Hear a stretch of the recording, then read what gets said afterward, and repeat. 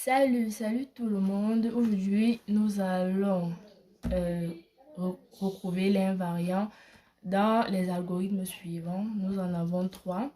En petit A, nous avons la somme de n nombres.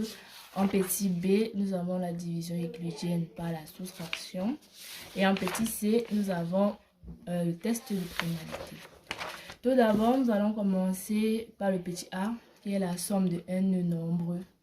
Voici dans le programme. Dans le programme, nous prenons en entier n.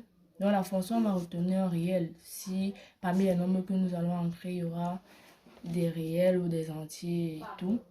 Donc, lorsque nous regardons l'algorithme et lorsque nous essayons d'exécuter ça avec quatre entiers, nous remarquons que le nombre d'itérations reste toujours le même qui est n. Donc, étant donné que le nombre d'itérations ne change pas, quel que soit n, alors nous pouvons donc dire qu'ici, l'invariant de ce problème, c'est le n. Nous allons aller au problème B. Division euclidienne par la soustraction.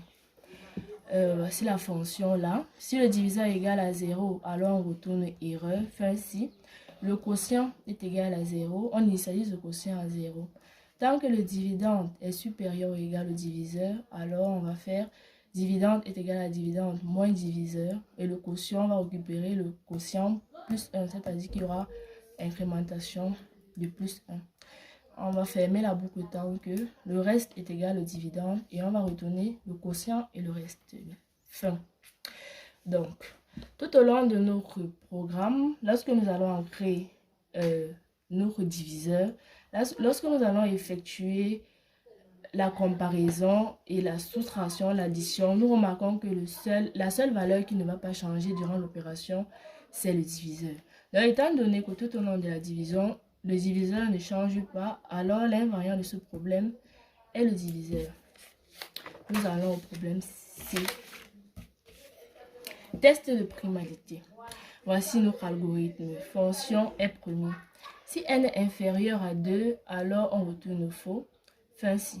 Pour i allant à 2 à la racine de n, on va faire si n est divisible par i, alors on retourne faux. Fin si, fin pour retourner vrai.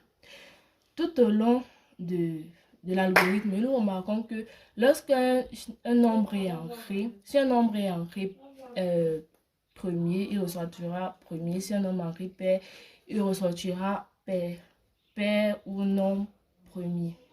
Donc, le test ne change pas la primalité d'un nombre. Nous pouvons donc dire que l'invariant est la nature première d'un nombre.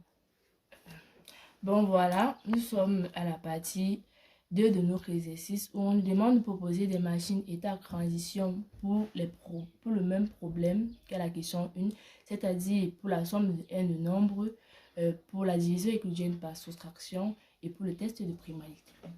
En petit a, comme à l'exercice précédent, nous avons toujours la somme de n de nombres.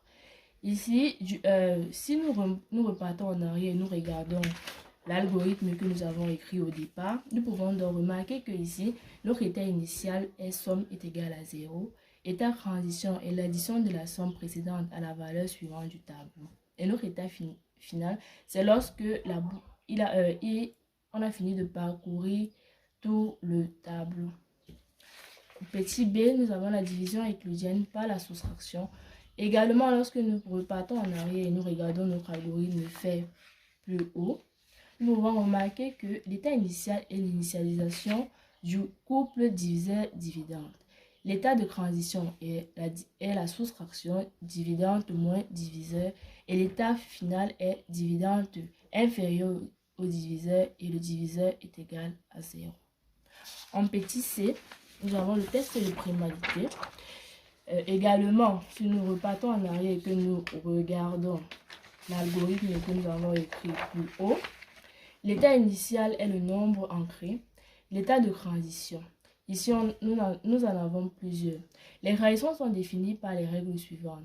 Faux si n est différent de 0 et est divisible par un nombre compris entre 2 et la racine de n. Et vrai si non. Et je crois que pour ce programme, nous n'avons pas d'état final. Je vous remercie. À nous revoir dans une prochaine vidéo. Bye.